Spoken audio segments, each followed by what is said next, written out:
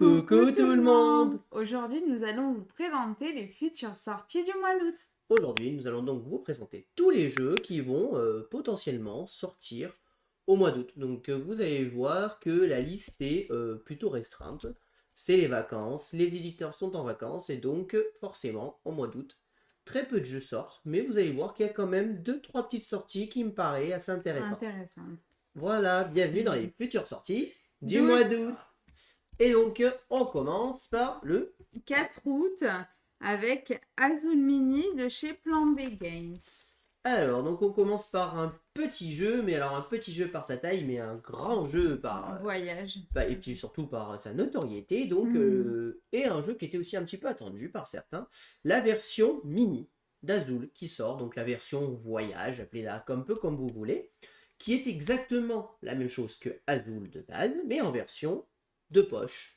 Vous allez donc avoir ici des petits plateaux de jeu qui vont être, vous voyez, un petit peu creusés en fait pour pouvoir venir y mettre les petites pièces qui vont bien se tenir dedans.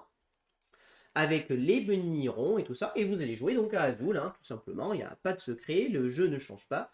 Les règles restent exactement les mêmes. On est sur la version classique d'Azul, hein, pas sur les autres jeux.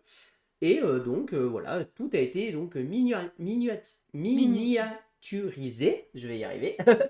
Et donc vous pouvez jouer à ça à la plage, vous pouvez jouer à ça dans le train, vous pourrez jouer à ça dans l'avion, dans le bungalow, voilà. Donc pour ceux qui aiment bien Azul et qui est quand même un jeu plutôt très bon, nous avons bien aimé nos parties avec Gaëlou. On n'a fait qu'une partie. On l'a découvert en mars. Ouais, on l'avait découvert en festival, c'est très sympa. Ouais, en mars, ouais. Et ouais, on aime bien aussi. Donc voilà, donc la petite version de poche, donc qui sort donc, et aussi du coup le prix. Vous pouvez donc vous procurer un Azul au prix de 18,50 €, ce qui est clairement correct pour ceux qui veulent juste le jeu sans forcément avoir tout le matos et les gros trucs. Voilà, vous allez pouvoir jouer à Azul pour 18,50 €. Donc l'éditeur c'est toujours Plan P Games, l'auteur donc alors on est ici pas ça l'auteur, hein, c'est 4 août 2023. Il doit y avoir une erreur dans le script. Bah ouais. Et l'illustrateur c'est Chris Williams et Philippe Guérin. Et donc ça sort le 4 août. Prochain jeu, Human Punishment, Identité cryptée 2.0 de chez Don't Panic Games.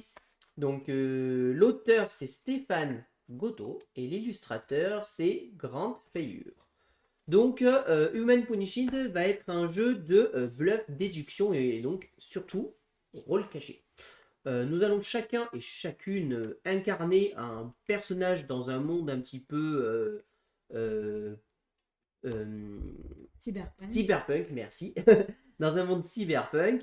Et le but du jeu, ça va être essayer de tout simplement retrouver les personnages à rôle caché, en s'équipant d'armes, en gérant nos points de vie pour essayer de tuer notre adversaire. Chacun et chacune, nous allons avoir un rôle, tout simplement. Et ce rôle va avoir plus ou moins une sorte de mission, si vous préférez. Et avec cette mission, nous allons essayer de résoudre. Alors, je ne connais pas les règles particulières de ce jeu. Je n'ai pas trouvé énormément d'infos pour être tout à fait honnête. Et voilà, nous allons tout simplement essayer de trouver les entités cachées de nos adversaires et de remplir chacun notre rôle. Donc voilà, ça va mélanger un peu d'ambiance, puisque vous savez qu'évidemment les jeux à rôle caché, il y a toujours l'ambiance, je sais que tu es ça, je sais que tu es ci et tout ça. Du bluff, bien évidemment, puisque nous allons mentir sur notre rôle la plupart du temps, ou faire croire qu'on est un tel ou pas, etc. Et bien évidemment, de la déduction pour essayer d'interpréter qui sont les personnages et les retrouver. Donc c'est un jeu qui se joue de 4 jusqu'à 16 joueurs pour une durée d'environ 1 heure. Donc voilà, on est vraiment sur un gros jeu à rôle caché qui peut un petit peu s'apparenter comme un loup-garou, des choses comme ça, mais en version évidemment bien plus évoluée. Hein, mais voilà, ça peut s'apparenter un petit peu tout ça pour essayer de survivre dans ce monde. Voilà. Voilà ce que je peux vous dire sur Human Punishment, Identité cryptée 2.0. Chaotique, Dragon vs Unicorn de T-Turtle. Allez, donc chaotique, donc Chaotic Dragon vs Unicorn. Donc c'est un jeu, donc l'éditeur T-Turtle et l'auteur c'est Rami Badi. On n'a pas d'illustrateur, alors est-ce que ça veut dire qu'il n'y a pas d'illustrateur? Je ne sais pas. Donc c'est un jeu qui est dans la gamme, voilà, vous savez, des jeux de You Stumble Unicorn, donc tous ces jeux un petit peu avec des licornes, des choses comme ça. Donc là, il y a des licornes qui vont Et un dragon. s'affronter, voilà, contre des dragons. Et en fait, le but du jeu, ça va être un jeu de placement, tout simplement. Nous allons venir placer, vous voyez, des petites cartes ici, avec une mécanique de placement que je ne connais pas, mais qui va avoir des systèmes. Et le but du jeu, ça va être de remplir en fait des missions. Les missions, ça va être des missions vraiment très basiques. On va nous demander, par exemple, d'essayer d'avoir sur ces 3 cases-là, 3 licornes, sur ces 3 cases-là, 3 dragons, etc. Et dès qu'un joueur va remplir, je crois que c'est 3 missions en tout, on remplit mission une par une évidemment, et dès qu'il a rempli 3 missions, il remporte la partie. Là, vous voyez par exemple, ici, il a une mission ici qui doit remplir les 3 cases du haut. Alors, bien évidemment, c'est pas aussi simple, on va se taper dessus, puisque c'est un jeu d'affrontement, donc à chaque fois qu'on va jouer une carte, on va pouvoir appliquer son effet. Son effet va faire déplacer des cartes, va faire remplacer des cartes, va faire enlever des cartes.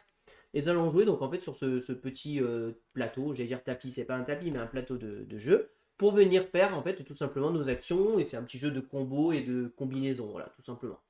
Donc je vois que la sortie était décalée au 25 août, hein, n'est plus au 4 août. Super, ça commence bien. Et alors, Allez. comme d'habitude, vous savez que dans les jeux qu'on vous présente, c'est des dates approximatives, ça peut bouger, hein, c'est les infos que nous avons sur le moment, voilà. Surtout qu'on le fait tôt. Voilà, surtout qu'on le fait un peu tôt cette fois-ci, donc voilà. D'habitude, on le fait le dernier jour. Donc voilà tout ce que je peux vous dire sur Gothic, Dragon, VS, Unicorn. Prochain jeu, Convoyeur très spatial de chez Matago. Donc c'est un petit microgames, pardon. Alors, Convoyeur très spatial microgame, donc l'éditeur Matago, l'auteur Lucas Gendry, et l'illustrateur c'est Daniel Ido, et Marty Cobb et Sarah Beauvais. Donc, Convoyeur très spatial, vous voyez, couleur blanche, qu'est-ce que ça veut dire le microgame? C'est un jeu solo. Et donc, dans Convoyeur très spatial, nous allons donc tout simplement incarner un vaisseau spatial dans le but de explorer la galaxie et surtout d'essayer de récupérer un maximum de ressources pour s'enrichir.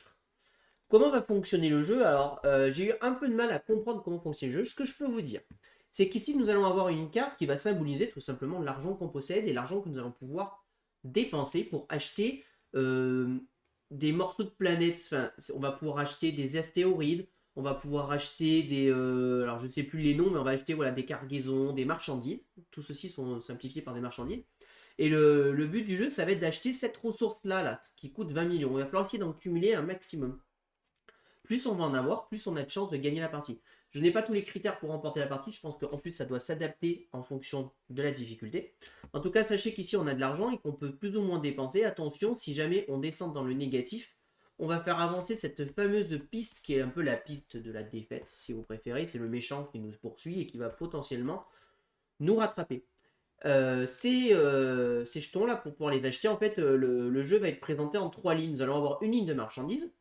Une ligne, alors là on ne voit pas sur les cartes, mais de l'autre côté vous allez avoir des planètes, tout simplement avec des événements qui vont venir se passer, qui vont ou nous embêter, ou potentiellement nous aider. Et à chaque tour de jeu, nous allons en fait dépenser et gérer notre argent pour acheter ces marchandises et potentiellement les revendre. Évidemment, le but c'est de monter sur la piste pour réussir à accumuler suffisamment d'argent pour pouvoir acheter, vous voyez, ça coûte 20 millions, ces fameux... alors je sais plus le nom exact, je sais pas si j'ai le nom, bon c'est des xénocristaux, quelque chose comme ça de souvenir. Évidemment, il y a plein de cartes et des effets qui vont nous permettre de réussir à faire notre mission.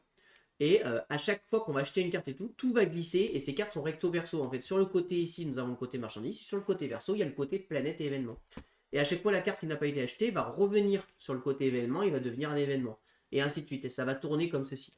Donc voilà, donc ça a l'air d'être un petit jeu solo, je pense qu'il va ravir les gens solo, avec a priori une difficulté quand même, on est sur un bon jeu initié, je pense en termes de difficulté, et donc principalement on va devoir gérer, il dit gestion de main, mais on n'a pas vraiment de carte en main, c'est une main qui va être posée, ça va être de vraiment gérer la façon dont on va s'ordonner et acheter nos cartes, et évidemment gérer nos ressources que nous allons avoir achetées. Voilà tout ce que je peux vous dire donc sur Convoyeur très spatial, le microgame.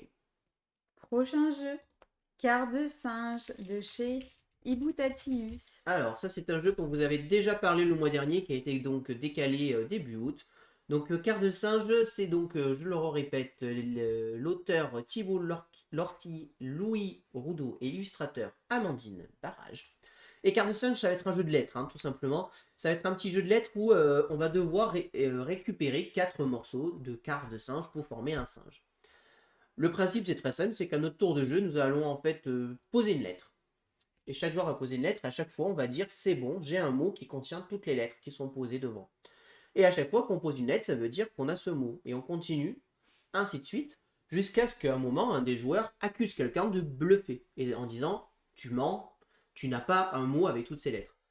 À ce moment-là, le joueur va forcément devoir dire, bah, si je l'ai, et dit le mot qu'il a, ou alors il a bluffé, et à ce moment-là, il n'avait pas le mot, et le joueur qui est accusé de bluffer, c'est lui qui s'est fait accuser, c'est lui qui va marquer le point, tout simplement.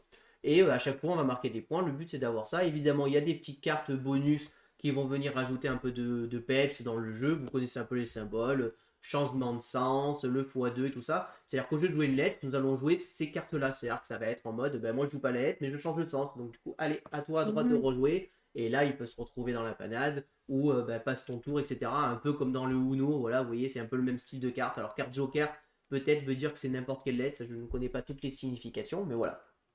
Donc voilà, et évidemment il y a un petit chrono aussi, si on a joué des lettres et que le chrono s'arrête, à ce moment-là je pense que c'est le dernier joueur qui a posé la lettre qui doit sortir le mot.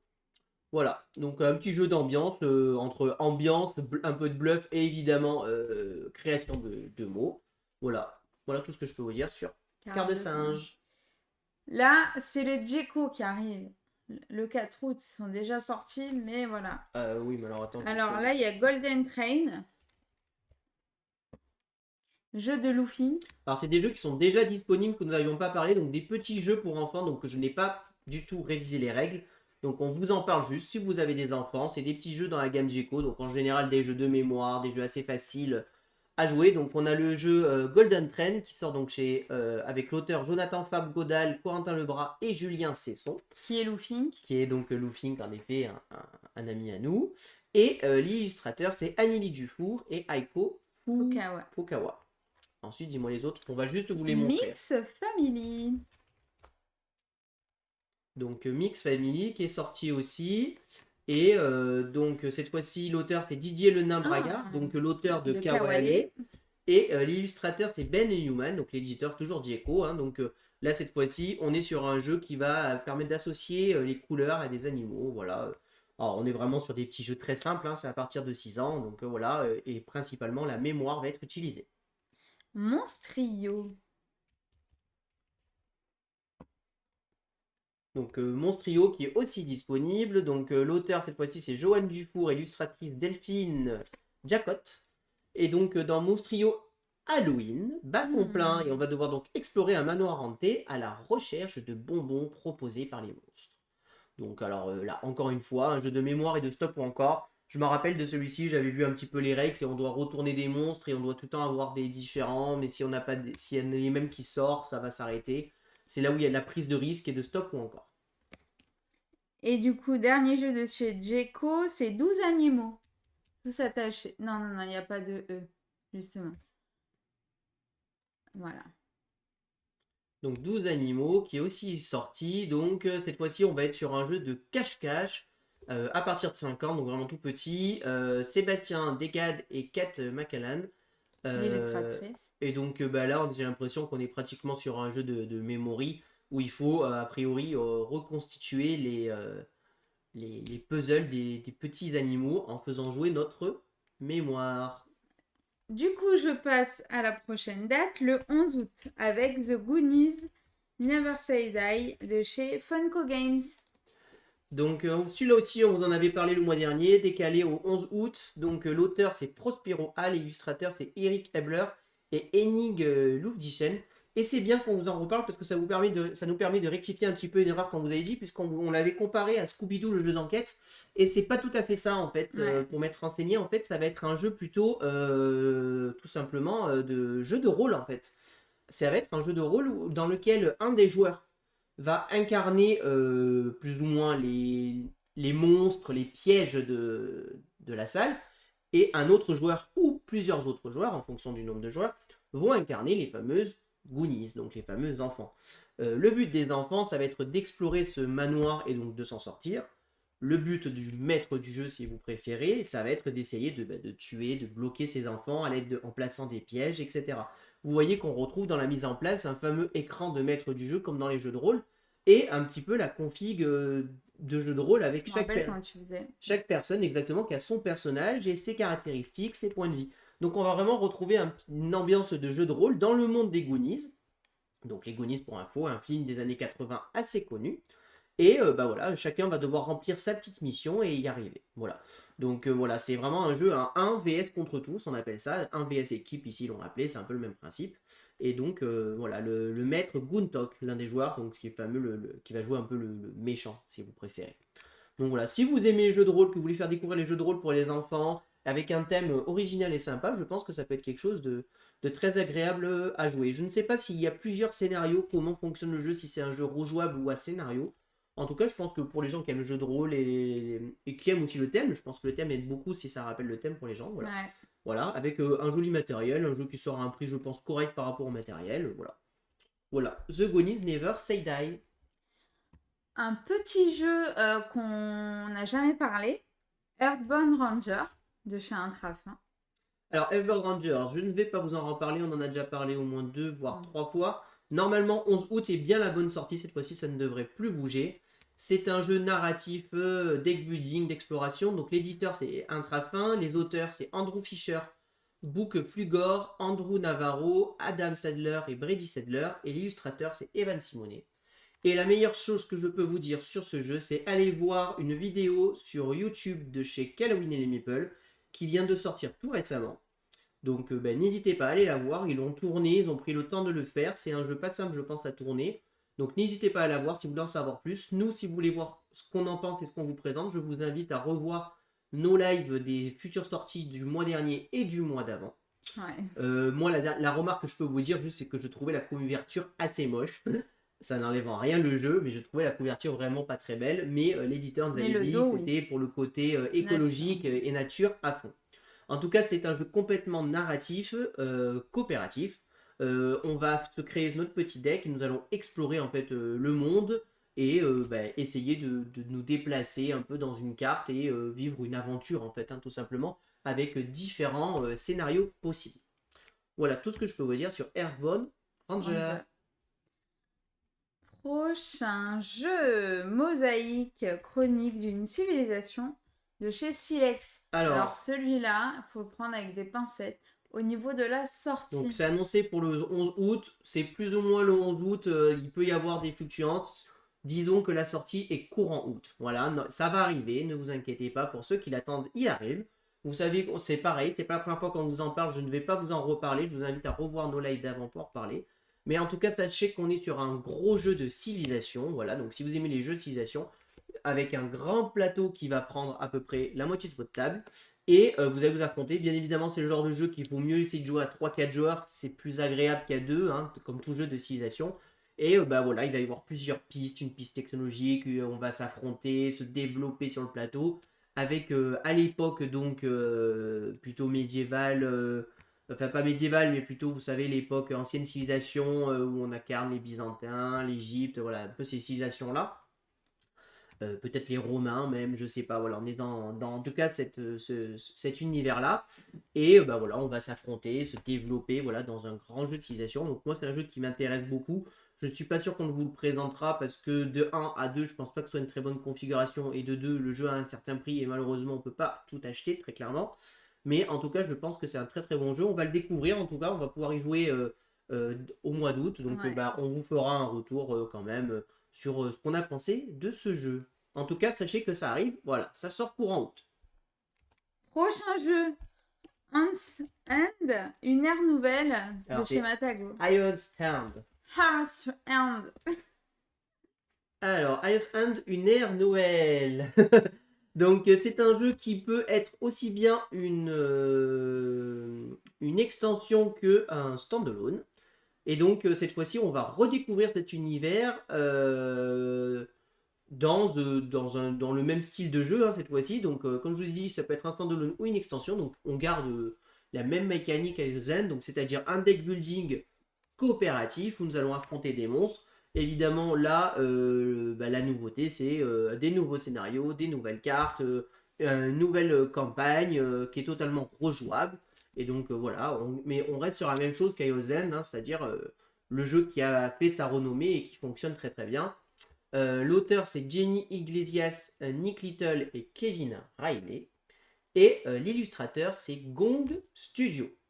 Voilà, et donc voilà, sinon ça révolutionne rien, c'est juste une nouvelle boîte avec des nouveaux scénarios, des nouvelles choses à découvrir, peut-être des nouvelles mécaniques mises dedans, mais voilà, on reste sur cette mécanique où on joue ensemble, voilà, et tout ça. Et donc là, cette fois-ci, on va essayer d'exterminer notre Némésis pour le thème. Voilà ce que je peux vous dire sur Iosand, une ère nouvelle. Alors, on passe au 18 août, ça y est, on a changé la date, mais avec un gros... Au gros morceau. Voilà. Là, on passe, je pense, la sortie que beaucoup attendent, la grosse sortie du mois d'août. C'est donc... Lorcana. Lorcana. Voilà. Disney Lorcana. Ça y est, Lorcana arrive. Le 18 août. Alors, le 18 août, à votre boutique en ligne, pas du tout, justement, au contraire. À votre boutique réelle et en ligne, c'est le 30 août. Alors, plus précisément, c'est le 18 août pour toutes les petites boutiques donc personnelles qui ne sont pas des gros vendeurs ou des gros revendeurs. Et pour tous les autres, c'est-à-dire les grosses boutiques en ligne style Philibert ou Ludum, ou encore tout simplement les grosses enseignes Cultura, Fnac, etc., ça sortira le 30 août. Donc si vous voulez le jeu dès la sortie le 18 août, il faudra vous déplacer chez votre ludicaire préféré. Et même, j'espère, vous recommander de les précommander parce que je pense que ça va partir très très vite. Et donc, Lorcana, on va donc déjà vous dire ce que c'est, premièrement, niveau mécanique, et on va un peu vous présenter rapidement tout ce qui sort dans Lorcana, puisqu'il sort tout d'un coup, on va dire, et c'est la grosse sortie tant attendue. Donc, Lorcana, qu'est-ce que c'est? L'Orcana, c'est donc un jeu de cartes, principalement. On appelle ça un jeu de collection de cartes, mais aussi un jeu d'affrontement, en fait, tout simplement. Le but du jeu, ça va être de marquer 20 points de l'or. Alors, je vais essayer de vous trouver des cartes. Je pense en avoir ici. Pour juste vous montrer un peu mécaniquement qu'est-ce que ça fait. Alors, parfait. Voilà.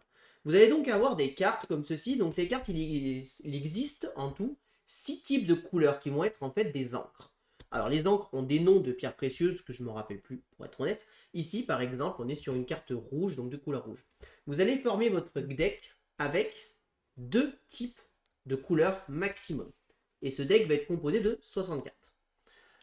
Ce deck, pour pouvoir le jouer ensuite, les cartes, comment ça va fonctionner? Vous allez donc avoir un système d'encre, vous allez pouvoir mettre ces cartes dans votre encrier, qui va être un petit peu votre ressource, si vous préférez. Pour pouvoir le faire, il faut que la carte ait ici le petit logo de la couronne. S'il a le petit logo de la couronne, on peut la mettre dans notre encre. Sinon, notre action qu'on va pouvoir faire, c'est jouer une carte. Jouer une carte, ça c'est le coup. Alors là, on est sur une carte très puissante, elle a coûté 9 encres. Il va falloir que dans mon encrier, j'ai 9 cartes à tourner pour pouvoir jouer cette carte. Une fois que la carte elle est jouée, elle n'est pas active de suite. Il va falloir attendre au moins un tour. À partir du tour suivant, elle va pouvoir être activable. Et quand elle est activable, en fait, il y a 2 choses qu'on peut faire. C'est ou attaquer un adversaire, mais attention, on ne peut attaquer un adversaire qu'un adversaire qui a été engagé, c'est-à-dire qu'un adversaire qui a été utilisé. Ou alors, on peut aller ce qu'on appelle aller quêter, aller faire des quêtes. Les quêtes, c'est comme ça que nous allons marquer des points de victoire. Typiquement, cette carte-là, si elle part faire une quête, elle va venir remarquer 2 points de l'or, on appelle ça. C'est des points de l'or. Et les points de l'or, on vient les marquer sur un petit compteur, tout simplement. Et c'est ça qui va nous faire gagner la partie, parce que c'est une course, en fait, l'Orcana. Le premier joueur qui atteint 20 points de l'or remporte immédiatement la partie. Sauf que quand on va quêter ou quand on attaque quelqu'un, on l'engage cette carte. On la tourne. Et donc, elle devient vulnérable aux attaques. Ici, à gauche, c'est la puissance d'attaque que je vais faire à mon adversaire. Et à droite, c'est tout simplement ma défense que je vais faire. À chaque fois, on va venir mettre les petits pions dessus. Les monstres ont un certain nombre de points de vie. Si je dépasse ces points de vie, la carte est tout simplement défaussée. Je ne peux plus la jouer, elle va dans ma défausse. Évidemment, il y a d'autres types de cartes. Là, je vous ai parlé des cartes personnages. Nous allons avoir des cartes chansons que nous allons pouvoir associer à des personnages. Des cartes items que nous allons pouvoir aussi associer. Et nous allons avoir aussi des cartes événements qui sont jouables une fois, qui sont activées et qui après sont défaussées. Tout ceci en fait un jeu plutôt familial où nous allons essayer de construire notre deck pour être plus rapide que notre adversaire, Quel est l'intérêt d'attaquer notre adversaire? C'est tout simplement le ralentir en fait, le ralentir dans sa progression. Donc voilà, il y a plusieurs styles de decks que nous allons pouvoir jouer, plutôt des decks avec des encres basses pour essayer de jouer rapide des petites créatures. On va pouvoir jouer des grosses créatures. Voilà, on est vraiment dans ce type de jeu où, comme du Magic, comme du Yu-Gi-Oh, comme du Pokémon, nous allons faire notre deck et essayer de faire le deck le plus puissant. Et donc on en vient, comme dans du Magic, Yu-Gi-Oh et Pokémon, on va avoir donc plein de choses à acheter si on veut être les meilleurs. Donc ici, je vais vous présenter le coffret cadeau. Donc le coffret cadeau, c'est un coffret qui va contenir 2 cartes brillantes grand format, 2 cartes de jeu brillantes un petit peu exclusives, là, qui sont représentées ici. Alors qui sont, je ne saurais plus vous le dire, les noms. Il y a Mulan à droite et à gauche, je ne sais plus qui c'est. 34 jetons de jeu. Les jetons de jeu vont nous servir pour le jeu, principalement pour les points de vie, les choses comme ça. Et, la chose la plus importante, les boosters. 4 boosters. Et chaque booster contient 12 cartes. Dans ces 12 cartes, à chaque fois, il va y avoir évidemment un pourcentage de communes, un pourcentage de rares, de super rares, de légendaires, potentiellement, avec potentiellement des brillantes ou pas. Voilà. Donc celui-ci est au prix de 30 euros. Donc vous voyez sur le Doom, il n'y en a déjà plus. Sur le Doom, c'est déjà fini. Donc voilà, autant vous dire que là-dessus, ça va être une radia totale. Donc ensuite, pour l'Orcana, nous allons avoir aussi. Alors, on a... Je vais parler directement de ça, voilà. Ouais. Je vais parler, donc là, il y a les 3 packs de départ, des decks de démarrage qu'on appelle, qui sont vendus. On va avoir donc le premier deck de démarrage qui va être donc... j'ai pas les noms ici. Il y a Vaiana Mickey, Cruella Aladdin et Aurore et Simba. Voilà. Chaque deck représente une couleur. Donc ici, on a le jaune et le violet, le vert et le rouge, le bleu et le gris, qui sont donc les 6 couleurs de l'Orcana. Chaque deck qui contient 60 cartes, dont 2 cartes brillantes des personnages qui figurent ici. On joue ton jeu, un livret de règles et en plus un petit booster offert de 12 cartes. Donc ce sont un deck, vous l'achetez, avec ce deck vous pouvez directement jouer contre un adversaire. C'est des decks, on appelle ça de départ pour commencer à jouer, pour apprendre les règles. C'est généralement conseillé pour commencer à jouer. Bien évidemment, si vous voulez faire du compétitif, il va falloir acheter des boosters, il va falloir avoir les cartes rares. Ça, on est sur des jeux qu'on appelle pompe à fric. Évidemment, il va falloir dépenser si on veut être le meilleur et avoir les cartes qu'on veut. Ou alors être très chanceux.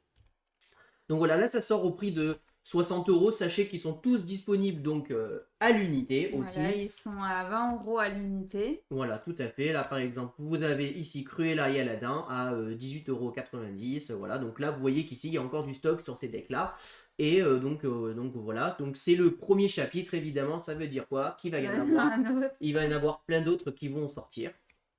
Donc voilà. Ensuite, nous allons avoir évidemment les boosters. Donc les boosters vont être vendus au prix de 5,90 €, 6 € en boutique. Oh, il y a Elsa quoi. Alors, il y a Maléfique. Les boosters, les couleurs là sont juste là pour faire joli. Ça ne vous garantit en rien ce que vous allez avoir dedans. Mais non. Chaque booster, voilà ce qu'on sait. Chaque booster va contenir 6 cartes communes. 3 cartes dites inhabituelles. 2 cartes dites rares, très rares ou légendaires. Donc c'est là où l'aléatoire est très complet, puisque des cartes rares seront juste rares, les cartes légendaires vont être, je pense, très très rares. Et parmi toutes ces cartes, parmi toutes celles que je vais vous dire, il y en a une qui sera brillante. Ça peut être une commune, comme la légendaire. Je vous le donne en mille, si vous avez la légendaire brillante, vous avez gagné au loto. Voilà.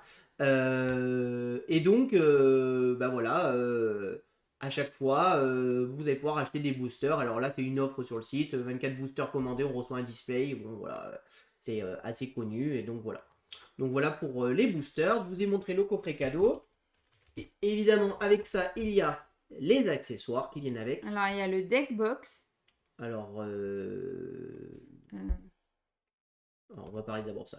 Donc, on a le tapis de jeu qui vient pour pouvoir tout simplement jouer sur un beau tapis dans ce style-là. Donc, un tapis de jeu de l'Orcana, tout simplement.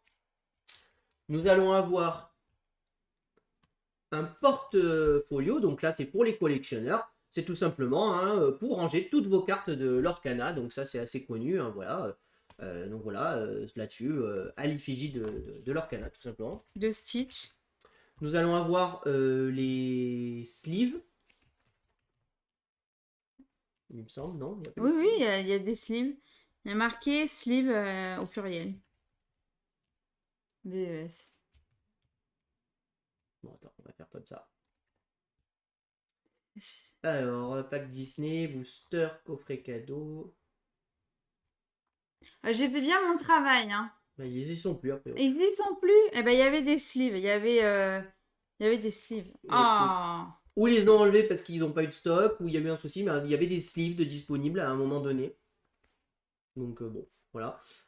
Et dernière chose, il y a Mais c'est en anglais. Voilà, version anglaise, mais il faut en parler parce que ça reste leur canal évidemment. Le trésor des mineurs, donc c'est un peu le coffret collectionneur, hein, tout simplement. Ils appellent ça le coffret ultime. Donc dedans, en fait, ce qu'il y a d'intéressant, c'est que vous allez avoir 2 boîtes de rangement pour ranger votre deck. Donc voilà. Il y a 8 boosters, en plus, évidemment, ce qui fait le prix quasiment de ça. Et un guide du joueur. Et dedans, il va y avoir donc le guide qui va nous donner l'aperçu du jeu et des conseils de stratégie et tout ça. Voilà, donc très clairement, on est sur un truc de collectionneur. Il ne faut pas se le cacher. Et très attention, ce pack-là est disponible qu'en version anglaise. Bon, encore une fois, sur le 2, il n'y en a plus. Voilà, vous le savez, il n'y en a déjà plus sur ce site. Donc voilà, après, je vous encourage à aller acheter dans vos boutiques personnelles. Je pense qu'ils en auront. Et donc voilà, comme disait Santo, les fameuses sleeves.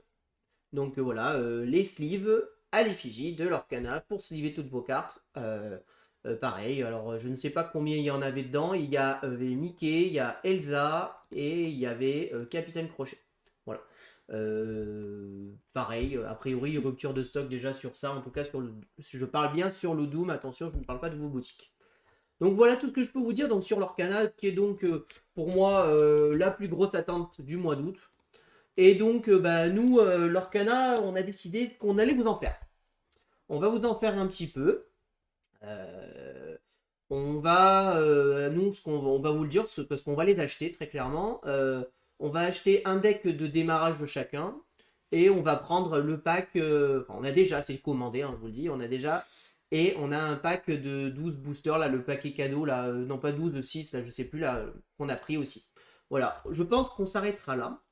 Et le but, c'est de vous présenter l'Orcana, la mécanique de jeu, comme dans un jeu de société basique, comme tout jeu de société, parce que, mine de rien, c'est un jeu que je trouve qui est intéressant, les mécaniques me plaisent un petit peu, donc on a envie de vous le présenter, donc voilà. Donc c'est quelque chose que vous verrez sur notre chaîne, normalement, quelques jours après la sortie le 18 août, vers le 20-22 août, à peu près vers là, on fera un live sur l'Orcana. Voilà. Ensuite, Copenhagen, Roll and Write de chez Queen Games. J'ai le droit de dire que j'ai oublié de le bosser celui-là. Oh. Je l'ai loupé. Je suis passé à Fight Over direct. Donc Copenhagen Roll and Write, donc qui sort le 18 août, un jeu chez Queen Games, donc le fameux éditeur de Marrakech, pour ceux qui connaissent. Donc c'est une mécanique de Roll and Write, donc l'auteur c'est Daniel Peterson et Asger Granrud, et l'illustrateur c'est Marcus Herd. Donc dans Copenhagen Roll and Write, nous allons donc être un jeu de Roll and Write. Et celui du jeu, alors a priori c'est un jeu qui va reprendre la mécanique du jeu de Copenhague, qui est donc déjà sorti chez Quick Game, mais cette fois-ci au lieu de devoir terminer une façade, les joueurs vont devoir terminer un bâtiment grâce à des couleurs sur des lancers. Je ne vais pas aller plus loin sur les mécaniques, pour être honnête, je n'ai complètement oublié de le bosser celui-là. Donc ce que je peux vous dire, c'est que chacun va avoir un papier qui va représenter un bâtiment et des lignes de couleurs. Et d'accord, on va devoir dessiner des tuiles en forme de polomino. Et avec ces polominos, qu'on a un seul exemplaire, on va devoir en fait remplir tout simplement notre fiche. Voilà. Ensuite, nous allons avoir des dés qui vont être des couleurs qui vont nous servir, je pense, à choisir qu'est-ce qu'on prend. Bon. Je ne vais pas rentrer dans les détails, je ne l'ai pas révisé, hein, je ne vais pas vous dire des bêtises sur ce jeu. En tout cas, voilà, sachez il existe un plateau de jeu. Oui, c'est ça, c'est le plateau de jeu c'est la version Roll and Write de Copenhague. Ça j'ai bien compris. Donc voilà, si jamais ça vous intéresse, ça sort le 18 août. Allez, prochain jeu Fire Tower de chez Goliath. Alors, Fire Tower qui sort le 18 août. L'auteur c'est Samuel Bryant et Gwen Ruel. Et l'illustrateur c'est Kevin Ruel. Donc dans Fire Tower, alors c'est un jeu compétitif dans lequel en fait ça m'a assez attiré personnellement. Intrigué. Ouais, en fait il y a un incendie qui vient de démarrer Fire. Et le but du jeu ça va être d'essayer de faire cramer, chaque joueur va être une tour, de faire cramer la tour de nos adversaires. La tour en flamme. Voilà. on va avoir des cartes qui vont tout simplement nous faire disperser le feu dans certains sens. Et en jouant ces cartes, on va nous dire, voilà, tu peux poser 3 cubes alignés comme ceci, ou 3 cubes alignés comme ceci. Là, c'est des petits jetons qui vont symboliser les incendies. Ou alors, on va avoir des cases eau qui vont nous dire, tu peux éteindre cette fois-ci 3 trucs comme ça, 3 trucs comme ça, etc. Il va y avoir le vent qui va rentrer en jeu, qui va dire, voilà, vous rajoutez un cube sur chaque case au nord, chaque case au sud, l'est, l'ouest, etc. Et voilà, le but du jeu, ça va être tout simplement, avec nos cartes et stratégiquement, évidemment, avec ce qu'on a, essayer de faire cramer la tour des adversaires. Alors j'ai bien aimé parce que c'est un truc qui sort un peu de l'ordinaire, le matériel a l'air assez joli. Et voilà, donc ça m'a bien plu, ça a l'air d'être un jeu très simple, bien méchant, très clairement, et assez efficace. Je ne sais pas s'il tourne bien à deux. En tout cas, je pense qu'on est sur des parties rapides, voilà, donc c'est 20 minutes environ. Donc voilà, un petit jeu qui m'a l'air bien intriguant, bien sympa. Donc voilà ce que je peux vous dire sur Fire Tower.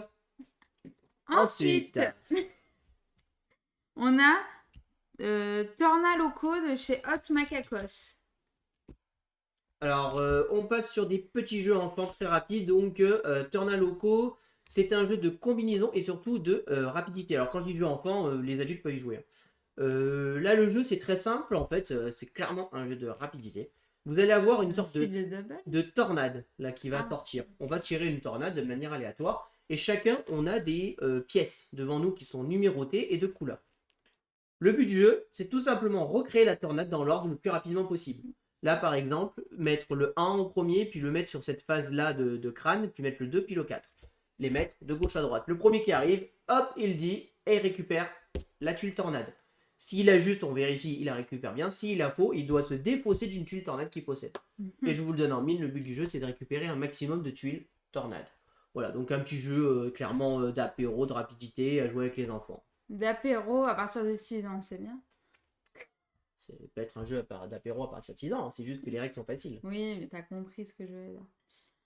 Ensuite, Woke Up de chez Hot Macacos aussi. Donc exactement le même style de jeu, sauf que cette fois-ci, nous allons incarner des ninjas cuisiniers. À partir de 7 ans. Où nous allons avoir en fait ici des sortes de petites baguettes et des petites tuiles. Et nous allons devoir essayer de recréer des recettes. En fait, nous allons lancer chacun en même temps un petit jeton, là, comme ceci, et il va dans un petit wok. Alors, le wok, c'est pas ça, hein, il me semble que c'est symbolisé par ça, je vous rassure. Ah ouais? C'est symbolisé par le zan. Et en fait, en fonction des jetons qui sont tombés, ils vont tomber sur une face. Et si ça fait une recette, à nous d'attraper en premier la recette. Voilà, tout simplement. Donc, encore une fois, un jeu hyper rapide pour la famille, pour les amis, pour rigoler. Voilà. Un jeu à boire aussi, si vous voulez. Enfin, voilà. Voilà. Woke Up.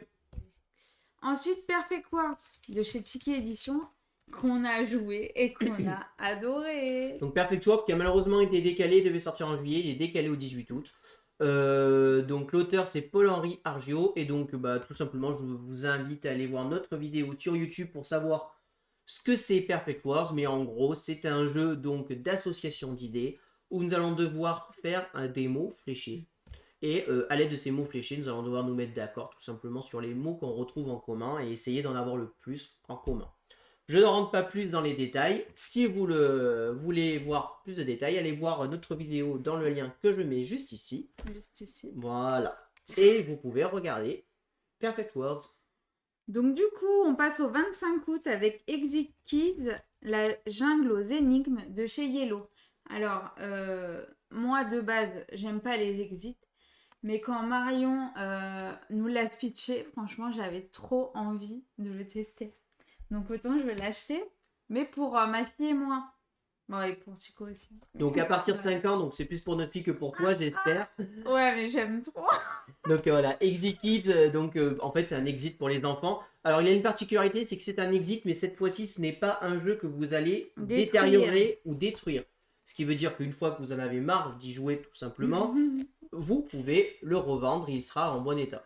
Et donc ça va être plein de petites énigmes très simples pour enfants.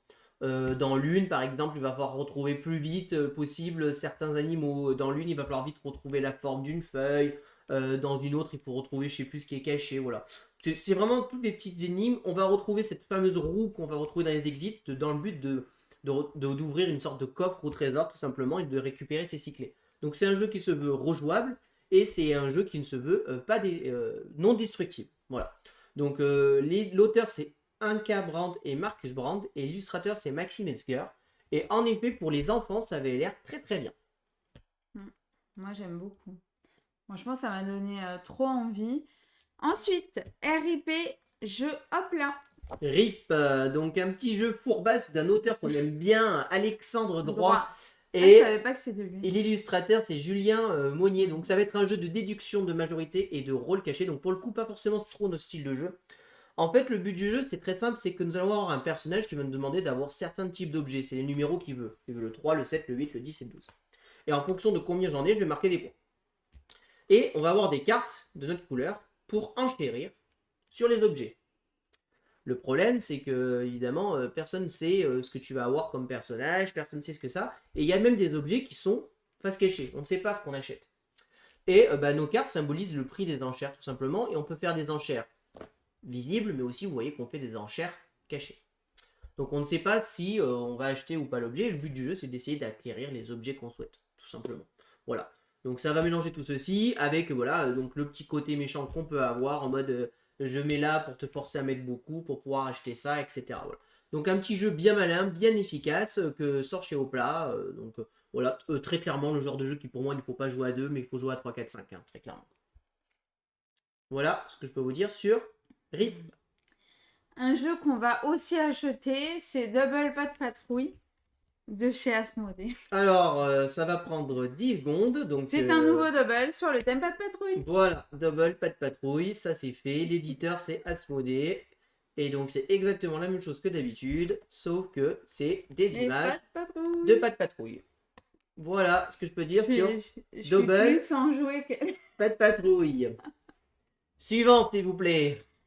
Un jeu très attendu, Knarr, de chez Bombix. Alors, je sais pas si c'est Knarr ou Nar. Knarr, moi je dis. Ouais. Alors, Knarr de chez Bombix, en effet, l'auteur c'est Thomas Dupont et l'illustrateur c'est Antoine Carion. Et celui-ci, non seulement on l'a, mais on l'a testé. On l'a testé, et on l'attend, et il est très probable qu'on vous le présente.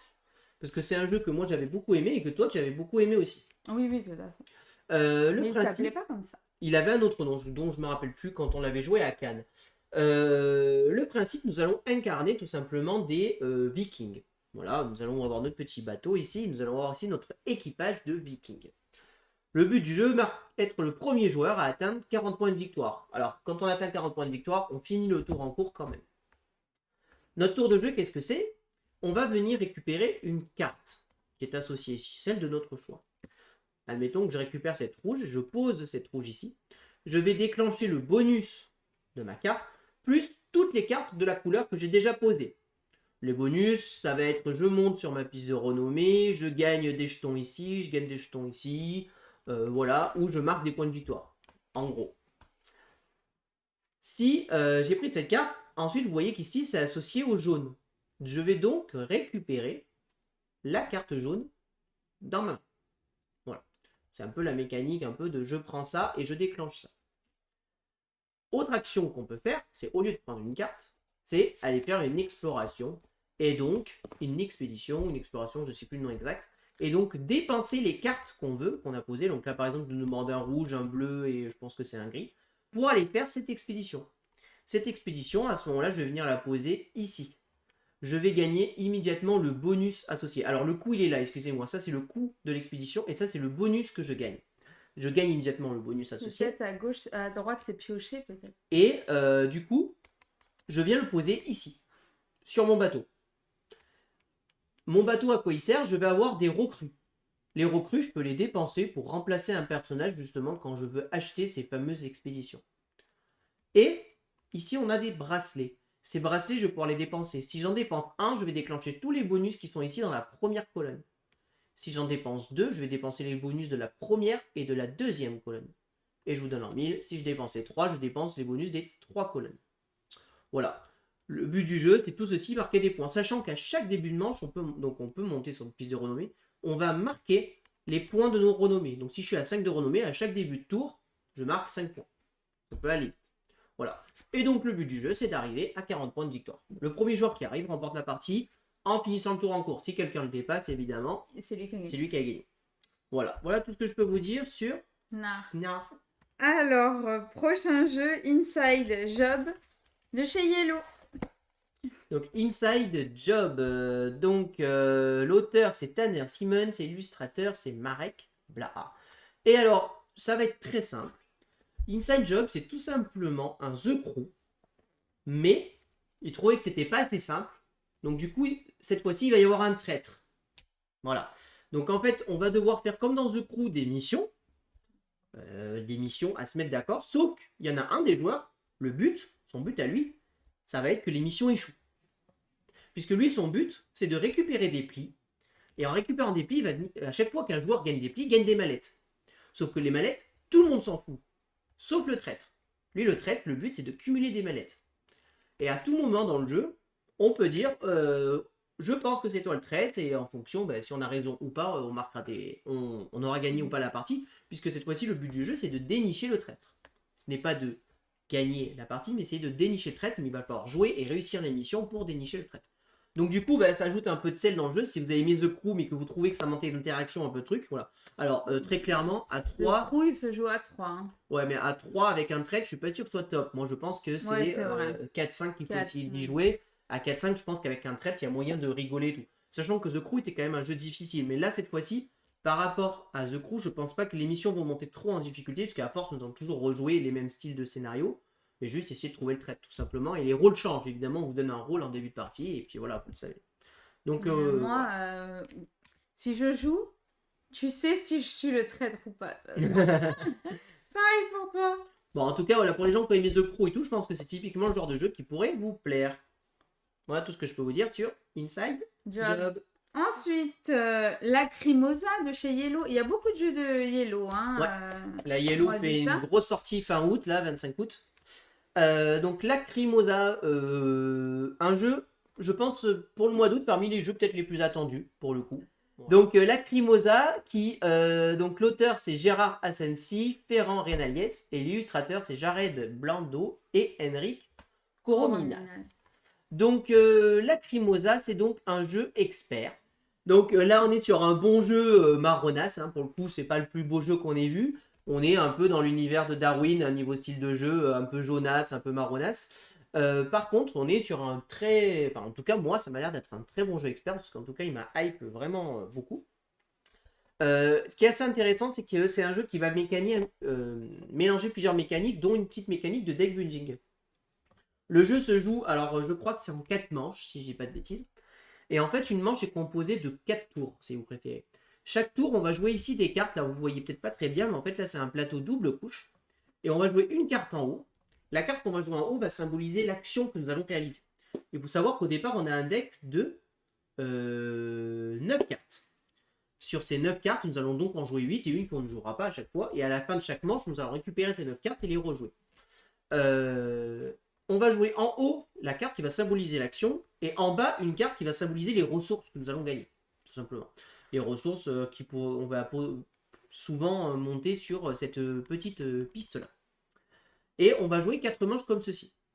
Le but du jeu, évidemment, marquer un maximum de points de victoire. Donc là, vous voyez ici le fameux côté 3D, pas 3D, mais double couche, où on vient insérer nos jetons. C'est pas double couche, c'est un autre nom. Double Slayer, double couche. Double Slayer, c'est en anglais, en fait. Non, Donc, parmi les actions que nous allons pouvoir faire, nous allons pouvoir acheter des cartes. Ce qu'il faut savoir, c'est que les cartes, elles sont en 2 positions. En fait, alors là, on ne le voit pas très bien, mais en fait, elles peuvent être placées ou en bas, ou en haut. Vous voyez qu'on a une icône en bas ou en haut. Là, vous voyez, ici, elles sont en bas. Elles ont recouvert cette partie-là. On va payer un coup, ou en haut ou en bas, et déclencher une action pour acheter ces cartes, tout simplement. Parmi les choses que nous allons pouvoir faire, nous allons pouvoir nous déplacer ici sur le plateau et déplacer Mozart pour venir récupérer ces petites tuiles pour y gagner des bonus. Alors, c'est des chemins. À chaque fois qu'on passe des chemins, ici, on doit dépenser des pièces d'or, tout simplement pour se déplacer. Et pareil, les tuiles ont un coût. La plupart du temps, indiqué à gauche, ici, on va devoir descendre. Et le but du jeu, évidemment, ça va être de rédiger un petit peu un solfège. C'est ici où on va marquer un maximum de points de victoire. Et en fait, ce solfège, pour venir le faire, c'est une action qui nous permet de le faire. Et on va venir prendre des petits jetons qui sont sur notre plateau perso, ici, qui vont se débloquer. Et qu'on va venir poser sur le solfège. ce qu'il faut savoir, c'est qu'il y a des majorités qui vont se faire à chaque fois en fonction de deux musiciens, si vous pouvez, compositeurs. Et nos jetons aussi, savoir, fonction de la majorité, on va marquer un nombre de points. Ici, par exemple, le compositeur qui a la majorité, c'est ou le compositeur avec la simple croche ou la double croche. Par exemple, dans cette colonne-là, il n'y a que des simples croches. Le compositeur qui est majoritaire, c'est celui donc, qui a mis les simples croches. Et donc là, si majoritaire, le jaune, il va marquer 3, 6 points. Le joueur bleu, 3 points. Le blanc, 3 points. Parce que tous les majoritaires, 3 points. Ici, le majoritaire, c'est le double croche. Tous les doubles croches, 4 points. Donc là, il va marquer 4, 8, 12, le marron. Le bleu, il va marquer 4, plus 2, parce qu'il a quand même mis un compositeur minoritaire 2 fois. Voilà. C'est comme ça qu'on va venir marquer des points. Alors évidemment, il y a d'autres actions, je ne les connais pas toutes. Donc je disais, on peut voyager, je sais qu'on peut acheter des cartes, on peut venir... Alors acheter les cartes, il y en a de deux types d'actions. Il y a celles qu'on va acheter pour les cartes d'en haut, celles qu'on va acheter pour les cartes d'en bas. On va pouvoir acheter, se déplacer ici. On va pouvoir donc aller sur le solfège. Voilà un petit peu le type d'action qu'on va faire. Et quand on achète une carte, on va justement, c'est là où l'aspect deck building, sur notre carte, en fait, on va devoir en enlever une pour ajouter cette nouvelle carte. Donc cette carte, on va l'acheter pour pouvoir de nouveau faire mes nouvelles actions. Évidemment, quasiment toutes les actions qu'on fait gagnent de l'argent. On a ici une petite piste qui se déclenche à chaque début de manche pour gagner des ressources. Donc voilà, on est sur un bon jeu bien expert qui mélange plein de mécaniques, où on va vraiment bien évoluer. Donc je trouve en plus plutôt joli niveau édité. Voilà, j'aime bien la coupe. Moi j'aime bien la coupe, je la trouve jolie. En tout cas, moi c'est un jeu qui me hype vraiment pas mal. Moi, vous savez que j'aime bien les jeux experts de base. Et ces jeux experts un peu Jonas Maronas, moi je ne sais pas pourquoi, mais ça m'attire. Ça t'attire, ouais. Ça me plaît, voilà, ça me plaît, j'ai envie d'y jouer, j'ai envie de tester. Donc voilà, potentiellement, ça va être un jeu qu'on vous présentera. On verra, je ne peux pas vous le garantir, mais voilà. Voilà tout ce que je peux vous dire sur Lacrimosa. Prochain jeu. Dead by Daylight de chez Matago. Alors, Dead by Daylight. Donc, c'est un jeu de société issu d'un jeu vidéo. Où, encore une fois, ça va être un jeu seul contre tous. Sauf que cette fois-ci, il y a quelqu'un qui va devoir essayer de tuer tout le monde. Ce qu'il faut savoir, c'est que le jeu vidéo, mécaniquement, il y a 4 personnes qui ont survécu à une sorte de bestiole griffée, un peu créature. Et cette bestiole greffée, elle va essayer d'attraper ces personnes et les suspendre à des crochets. C'est un peu glauque, hein, je vous le cache pas. Et de les tuer. Les autres, ils vont devoir tout simplement essayer de s'échapper et de survivre en fait à ce fameux tueur en série. Donc c'est un jeu qu'on dit semi-coopératif, puisque les gens vont coopérer ensemble pour survivre face au joueur qui va incarner la créature. Et donc l'auteur c'est Bedrad Talon et l'illustrateur c'est Behavior Interactive. Et donc voilà comment ça marche. Comme je vous ai dit, on a une équipe de 4 survivants qui va être pas mal de ressources. Et on va devoir affronter ce fameux tueur un petit peu costaud, voilà, dans un jeu asymétrique. Donc le tueur va avoir sa propre mécanique et les survivants vont avoir leur mécanique à eux. Alors je ne vais pas rentrer dans les détails de toutes les mécaniques, mais voilà, le but du jeu, ça va être de survivre dans ce monde, en se déplaçant, en courant, en utilisant des mécaniques, en ralentissant le tueur. Le tueur, lui, va essayer de les accrocher et tout. Et dans le jeu vidéo, c'est vraiment ça. Dans le jeu vidéo, c'est, tu vois des mecs courir, les mecs, ils se cachent dans des armoires, des trucs, ils doivent pas faire trop de bruit, sinon ils les entendent. Et dès qu'ils les attrapent, hop, ils les chopent, et il les suspend un crochet. Ah, ça me fait trop mal au dos. Là. Et dans le jeu vidéo, ils ont quelques secondes, 30 secondes pour survivre. Ou un ami vient vite les aider pour le décrocher, ou alors ils meurent, tout simplement. Voilà. Et donc là, je pense qu'ils ont voulu essayer de retranscrire ce jeu vidéo en jeu de société. Je suis incapable de vous dire si c'est bien ou pas. En tout cas, nous, très clairement, on ne va pas le présenter sur notre chaîne. C'est à partir de 3 joueurs. Et le thème est quand même un peu glauque, je trouve. Voilà. Et du coup, je disais, il y a le même jeu, mais en édition collector aussi. Oui. Dead by Daylight. Donc la version luxe, hein, qu'on passe de 50 à 120 euros. Alors je ne sais même pas ce qu'il y a de plus dedans, je suis incapable de vous le dire. Contient 17 survivants, donc 10 de plus, 16 tueurs, donc 10 de plus, des miniatures pour représenter les crochets, des générateurs, des ampoules, des plateaux recto-verso, 133 cartes, bon voilà, tout en plus. Voilà, si vous êtes fan du jeu et que vous voulez vous faire un bon kiff et un bon plaisir, sachez qu'il y a une édition collector de disponible. Prochain jeu que tu adores, c'est Super Miaou de Space Cow. C'est un jeu d'enfant. Je l'adore tellement que je ne l'ai pas bossé, tu vois. Alors, Super Mario, donc en fait, bon, c'est mon premier jeu de deck building, un petit peu. Voilà. C'est un jeu de deck building pour les enfants de 6 ans. Donc l'auteur c'est Guillaume Desportes et l'illustrateur c'est Olivier Dondoudou.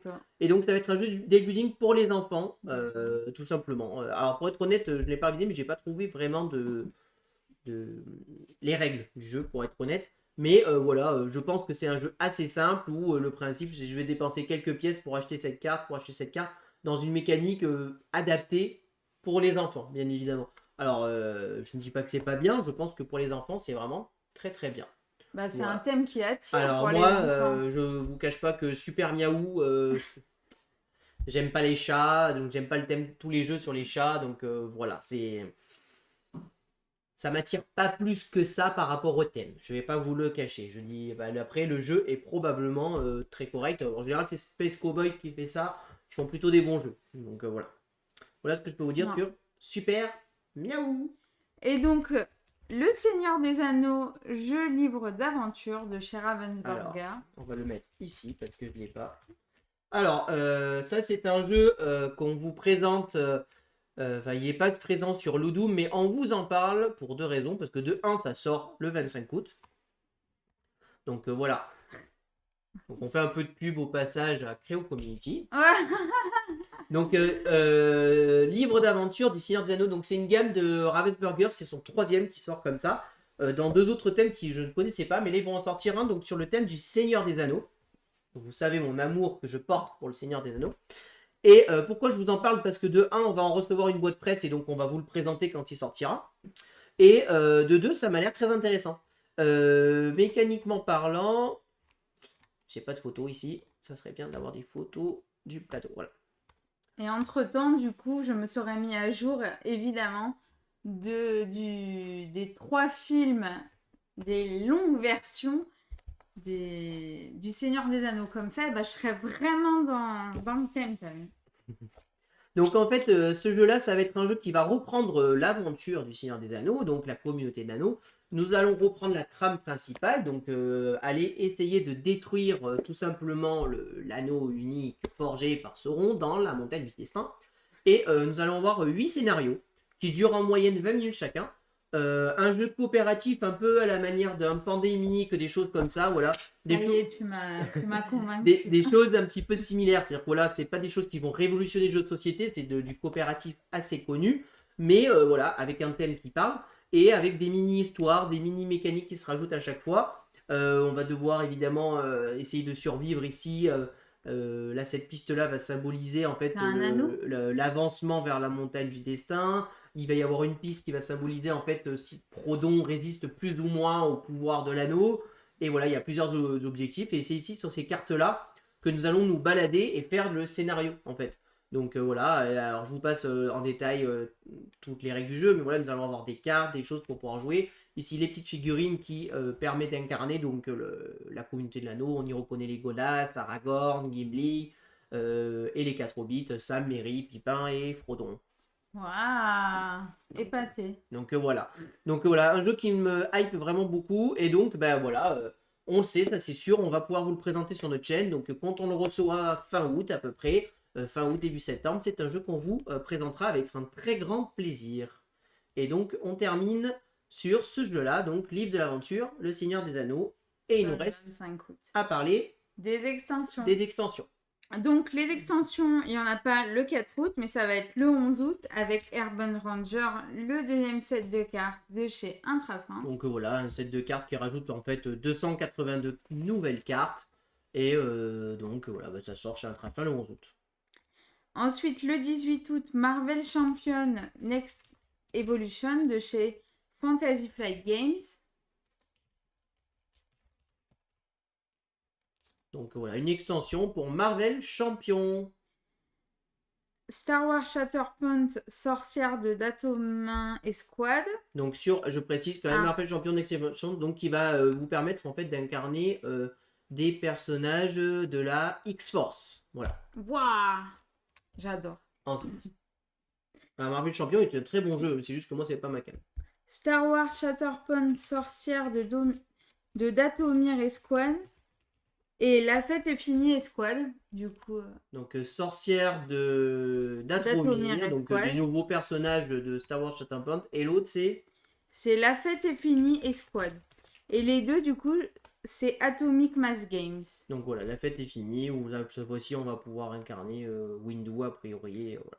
Donc des extensions pour Star Wars Shatterpoint pour ceux qui aiment la série. Le 25 août, Descent Legend des Ténèbres. La guerre du traître de chez Fantasy Flight Games. Alors, c'est une extension, c'est un gros jeu en fait, c'est pas une extension ça. Bah écoute, C'est. voilà. Ah non, C'est une grosse extension. c'est la violette, c'est ça. Voilà. Donc c'est une extension, mais c'est une grosse extension, donc la guerre du traître. Donc, My God. Donc une extension pour descente. Donc pour ceux qui trouvaient que la boîte de descente n'était pas assez grosse. Moi qui me plains de la grosseur de Yucatan. Voilà, donc vous avez la deuxième brique qui vient à côté, là, si vous voulez cimenter votre Kallax un petit peu. Et donc, plus sérieusement, donc en fait, qui rajoute un énorme scénario à The Descent et j'imagine plein d'autres choses. Donc voilà, pour cet énorme jeu, pour ceux qui aiment. C'est juste des cartes. Pour ceux qui aiment Descent, voilà, c'est vraiment un jeu de 3D, de matos de malade. Enfin voilà, vous avez des figurines de partout, des cartons pour faire des vues 3D et tout. Alors on est dans un énorme donjon crawler, voilà. Mais et donc, ça doit être super sympa de jouer avec ça doit être satisfaisant de fou. Ça doit être typiquement le genre de jeu que moi j'aimerais bien jouer, mais que je n'aimerais pas posséder. Ouais. Ensuite, Tapestry, Fiction et Futur de chez Matago. Donc la petite extension de Matago qui sort peut-être enfin, ça fait j'ai l'impression 5 fois qu'on en parle. C'est une photo. Ouais, donc je sais pas si elle va sortir ou pas. En tout cas, voilà une petite extension pour Tapestry. Northgard Uncharted Lands Wilderness de chez Studio H. Donc une nouvelle extension pour Northgard tout simplement qui a introduit 8 créatures avancées en plus des créatures classiques. Et on a fini. Et donc, nous avons présenté tous les jeux qui vont sortir au mois d'août. J'espère que cette vidéo vous a plu. Si vous avez aimé, n'hésitez pas à vous abonner à la chaîne, à aimer la vidéo, à commenter la vidéo. Et puis on vous dit à très bientôt pour de prochaines vidéos. Merci beaucoup, à bientôt, au revoir. Au revoir et n'hésitez pas à nous rejoindre sur les réseaux sociaux.